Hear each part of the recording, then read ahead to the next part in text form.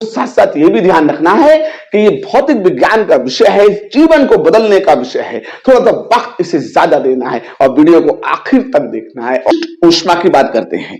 विशिष्ट ऊष्मा क्या होती है और विशिष्ट ऊष्मा को किस तरीके से परिभाषित करते हैं, विशिष्ट ऊष्मा का मात्रक और विशिष्ट ऊष्मा का विमीय सूत्र क्या है, इन सब ढेर सारी बातों को जानने के लिए हम आगे तरफ बढ़ते हैं। देखिए, जैसे तो ये बहुत जनरल और कॉमन सी बात है कि अगर किसी द्रव्यमान के ताप में परिवर्तन करना है तो जाहिर सी बात है कि उसको ऊष्मा देना ही पड़ती है। लेकिन अब ये ऊष्मा जो दी है, इस ऊष्मा से हुआ क्या, दो बातें हमारे पास होती हैं। एक बात ये होती है कि हम क्या उसके केवल ताप में परिवर्तन कर रहे हैं या फिर हमें उसकी अवस्था में भी परिवर्तन हुआ। अवस्था का मतलब क्या वो ठोस से द्रव अवस्था में चला गया है या द्रव अवस्था से भाप यानी कि वाष्प अवस्था में चला गया है। तो इन तमाम ढेर सारी बातों को जानने के लिए पहला हम क्या करते हैं, विशिष्ट ऊष्मा की तरफ बढ़ते हैं। और विशिष्ट ऊष्मा क्या है, विशिष्ट ऊष्मा किसे कहते हैं, विशिष्ट ऊष्मा मात्रक क्या है, विशिष्ट ऊष्मा में शर्तें क्या है, और अगर हमारे पास कोई गैसीय निकाय है तो उसकी विशिष्ट ऊष्मा कितने प्रकार की होती है, उनको भी परिभाषित करना सीखेंगे। तो देखिए, सबसे पहला काम, हम जब विशिष्ट ऊष्मा के लिए चलते हैं तो विशिष्ट ऊष्मा आई मीन, ठीक है, स्पेसिफिक हीट क्या होती है। तो स्पेसिफिक हीट को जानने के लिए मैंने क्या किया, एक पदार्थ की मात्रा ली। अच्छा, पदार्थ आप ठोस, द्रव, गैस किसी भी तरह का समझ सकते हैं, लेकिन यहां पर स्पेशली मैं एक गैसीय निकाय को लेता हूं, गैसीय निकाय को। तो मैंने क्या किया है, इसमें एक मेरे पास ये पदार्थ है। अब जब पदार्थ है तो जाहिर सी बात है कि इस पदार्थ के पास कुछ हो ना हो, लेकिन इसके पास द्रव्यमान होगा। क्या होगा, द्रव्यमान। तो मैंने कहा इस पदार्थ का जो द्रव्यमान है वो m है, और इस वक्त जिस वक्त मैं पढ़ा रहा हूं या आप समझ रहे हैं, उस वक्त कोई ना कोई पदार्थ तो आपके पास रखा होगा। हाँ जी, आप उस पदार्थ को छू के देखिए तो आपको उसका ताप पता चलेगा। फॉर एग्जाम्पल, जैसे अगर मैं ठंड के दिनों में पढ़ा रहा हूं, सर्दी के दिनों में पढ़ा रहा हूं, तापमान 7-8 डिग्री सेंटीग्रेड होगा। तो इस वक्त इसका ताप जो है, मैंने कहा कि वो θ1 है।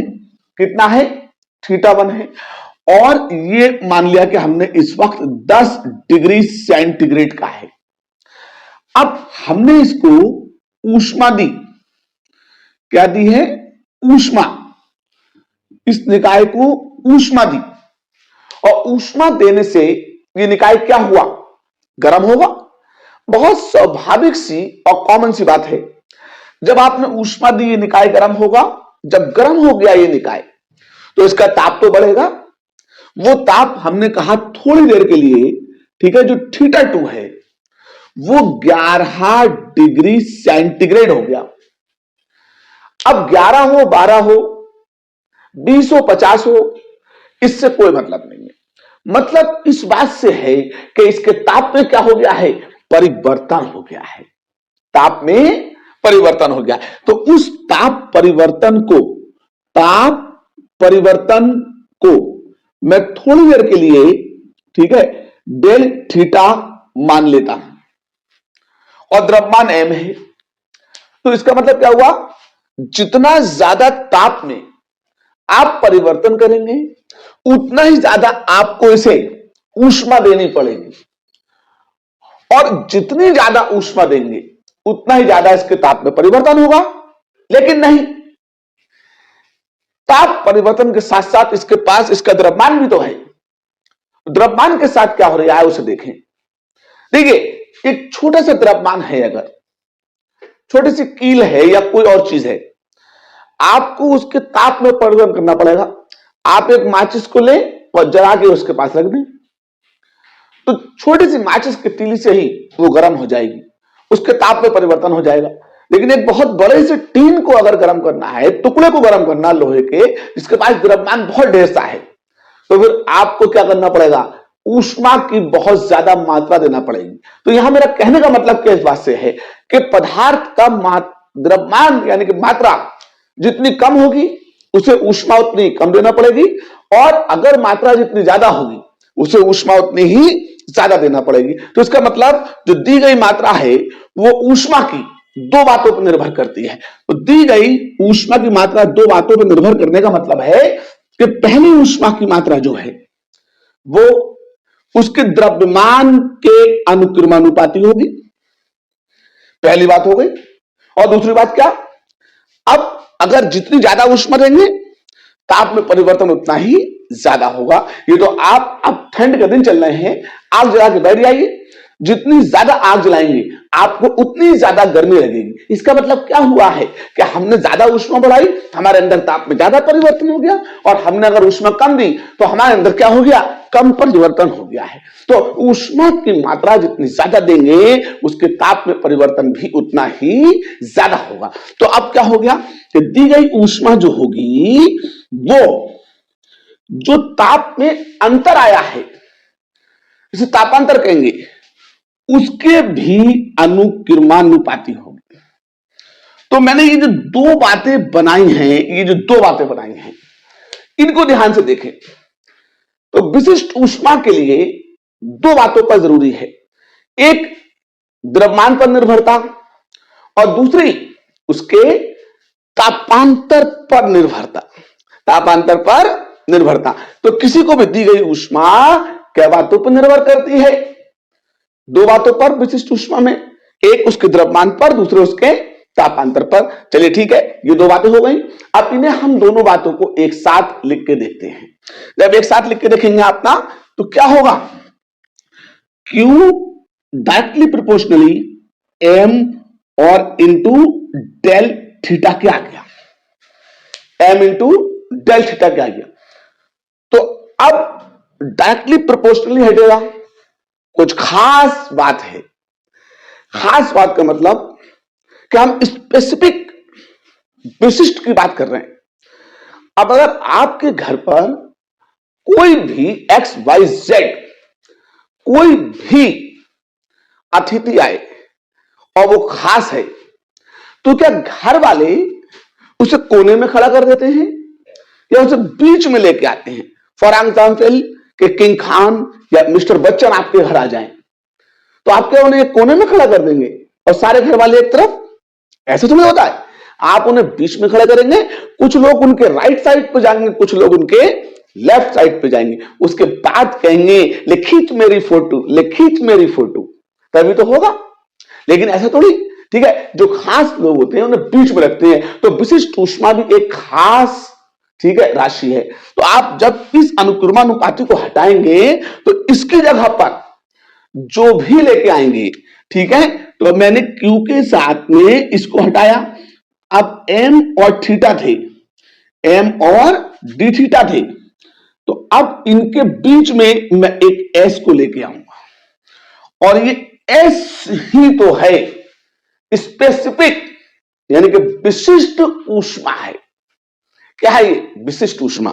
तो अब जहां पर S जो है वो निकाय की विशिष्ट ऊष्मा है। तो ये तो अभी क्या हुआ है, विशिष्ट ऊष्मा की परिभाषा नहीं आई है, यहां तो हम विशिष्ट ऊष्मा को ढूंढ के लाए हैं, अब इसे परिभाषित नहीं किया। कहते किसी ने किया लौंडा खो गया, किसका लौंडा खो गया भाई? आप उसे ढूंढ के लाए, अच्छा ये है। अब उसके बाप का नाम, उसकी मां का नाम, उसके घर परिवार का पता पूछेंगे, तभी तो उसे परिभाषित करेंगे। तो ये तो हम लाए अभी विशिष्ट ऊष्मा को ढूंढ के, जो कि S है, स्पेसिफिक है। अब इसे हम परिभाषित करेंगे। तो परिभाषित करने के लिए देखें क्या करना है, देखें जरा ध्यान से देखें, ठीक है। अब मैंने इस जो कॉन्सेप्ट था इसके इतने हिस्से को मिटाया और S को यहां से अलग किया। तो आपने S को अलग किया तो Q के अपॉन में M आ जाएगा और D थीटा आ जाएगा। अच्छा, Q क्या है?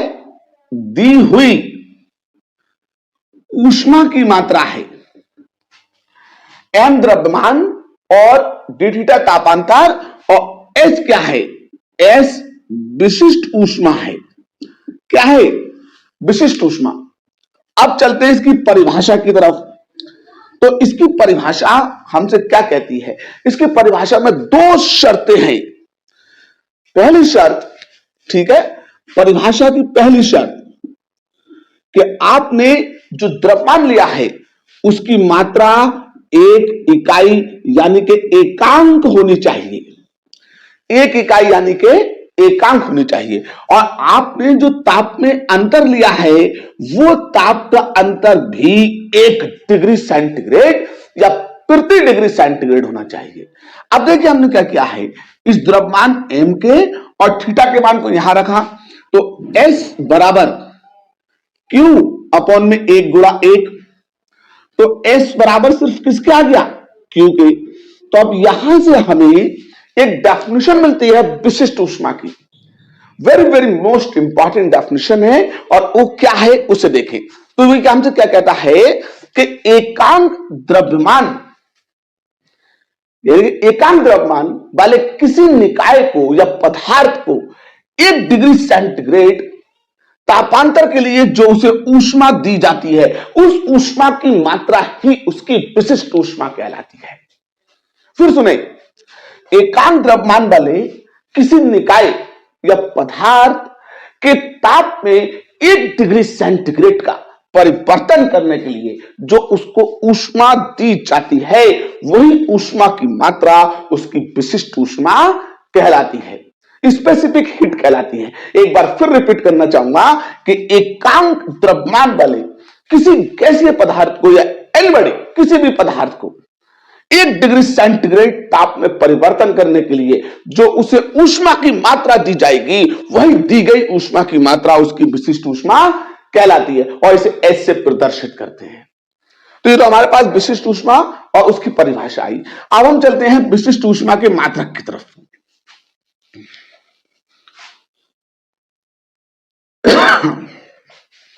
देखेंगे भाई, विशिष्ट ऊष्मा का मात्रक, विशिष्ट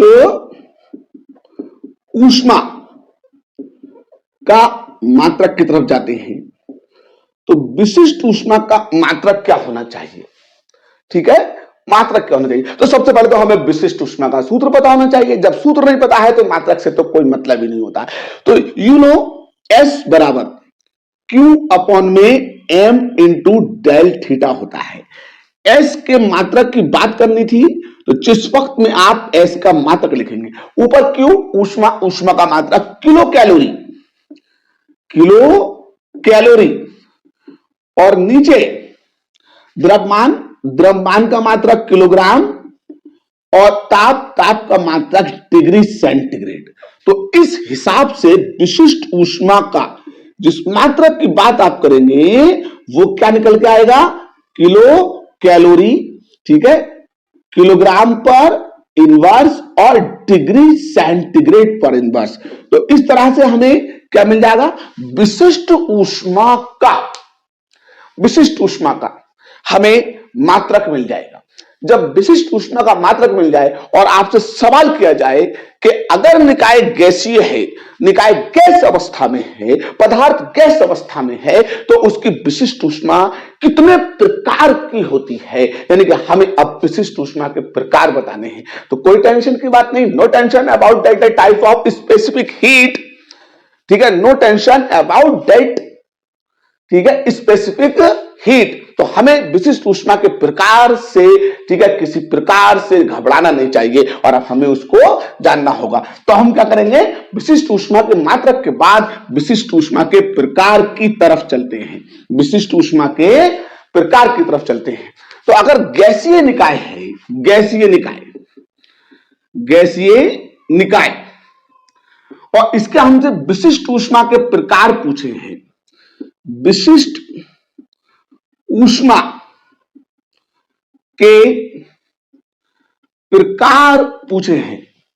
तो गैस में 3 चीजें होती हैं, ताप, दाब और आयतन। गैसीय निकाय है, 3 चीजें हैं, ताप, दाब और आयतन। अच्छा, जिसमें विशिष्ट ऊष्मा में एक बात कही है कि ताप आपको कितना रखना है, 1 डिग्री सेंटीग्रेड का अंतर रखना है।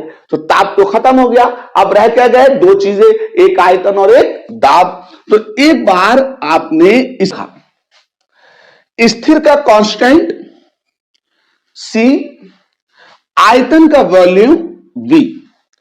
तो स्थिर दाब और स्थिर आयतन तो अब स्थिर का कांस्टेंट P, दाब प्रेशर इसका P, दाब प्रेशर इसका P, ठीक है। तो अब ये P भी आ गया और B भी आ गया।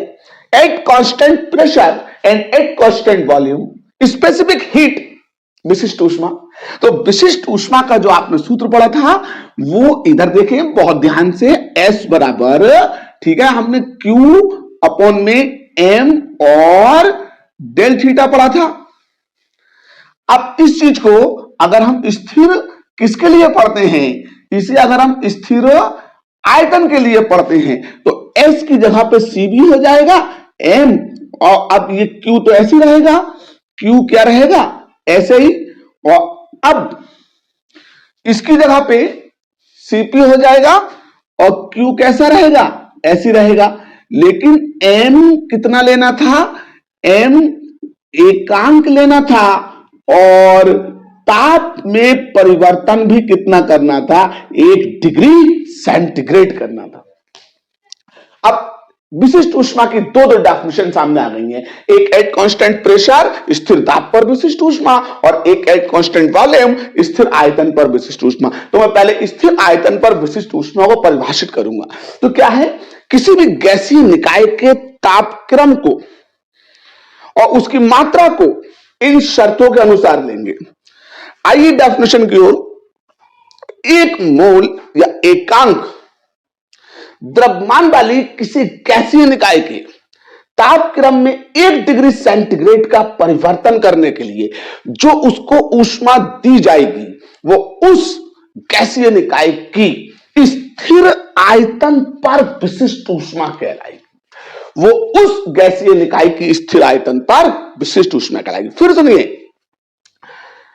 किसी गैसीय निकाय के एकांक द्रव्यमान का तापक्रम 1 degree centigrade, only 1 degree centigrade करने के लिए स्थिर आयतन पर जो उसे ऊष्मा दी जाएगी वही ऊष्मा उसकी स्थिर आयतन पर विशिष्ट ऊष्मा कहलाएगी। और नाउ, ठीक है, एट कांस्टेंट प्रेशर, तो देखिए क्या है, वही शर्त है, ठीक है, गैसीय निकाय का द्रव्यमान कितना है, एकांक है, उसके ताप में परिवर्तन कितना है, 1 डिग्री सेंटीग्रेड है, और उसके बावजूद उसे जो ऊष्मा दी है वो ताप को स्थिर रखकर दी है, इसलिए ये इसकी स्थिर ताप पर विशिष्ट ऊष्मा कहलाएगी। तो स्थिर आयतन पर और स्थिर ताप पर विशिष्ट ऊष्मा और विशिष्ट ऊष्मा तीनों की डेफिनेशन एक ही है, क्योंकि वो तो है एक ही। आपको बस क्या करना है, इसे अच्छी तरीके से अध्ययन करना। और हाँ, एक बात को साथ साथ यह भी ध्यान रखना है कि ये भौतिक विज्ञान का विषय है, जीवन को बदलने का विषय है, थोड़ा सा वक्त इसे ज्यादा देना है और वीडियो को आखिर तक देखना है और इसे लाइक और सब्सक्राइब करना है। तो हम उम्मीद तो ये करते हैं कि आपको स्थिर आयतन पर, स्थिर दाब पर और विशिष्ट ऊष्माएं अच्छी तरीके से समझ में आ गई। अगर समझ में आ गई है तो आप वीडियो को लाइक जरूर कीजिएगा। तब तक के लिए जय हिंद, जय भारत।